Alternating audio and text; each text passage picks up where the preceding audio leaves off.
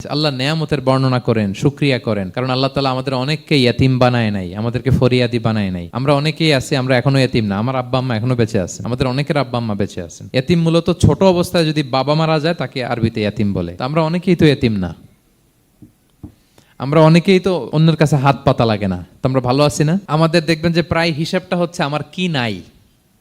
আমাদের হিসাবটা কি কি নাই, কি যে আছে এটার হিসাব করে কুলানোও যাবে না। ঠিক যেই মুহূর্তে এখানে বসে আমরা এই চমৎকার ইফতারি নিয়ে বসে আছি, ঠিক একই মুহূর্তে দেখবেন হসপিটালের আইসিইউতে শুয়ে শুয়ে কাতরাচ্ছে অনেকে। ঠিক এই মুহূর্তে কিডনি ডায়ালিসিস চলতেছে, দেখছেন? কিডনি পেশেন্ট এদিকে ছিদ্র করে ব্লাড সব বের হয়ে রিফাইনিং হয়ে আরেক দিক দিয়ে ঢুকে। ওর চিৎকার শুনলে, বার্ন ইউনিটে গেছেন কখনো? আগুনে পোড়া রুগী, আপনার তো অনেক কিছু নাই, আমার এটা নাই ওইটা নেই, আল্লাহ এটা দিল না, এটা নিয়ে আসেন। আপনি বার্ন ইউনিটে একদিন যায়েন, তাহলে বুঝবেন যে আল্লাহ আপনার কত শান্তিতে রেখেছে। না খেয়ে কয় রাত কাটিয়েছি আমরা, বলেন তো? কত লোক বাড়ি ভাড়া পরিশোধ করতে পারে না, ঋণের বোঝায় জর্জরিত, দুরারোগ্য ব্যাধিতে আক্রান্ত, ক্যান্সারের লাস্ট স্টেজে।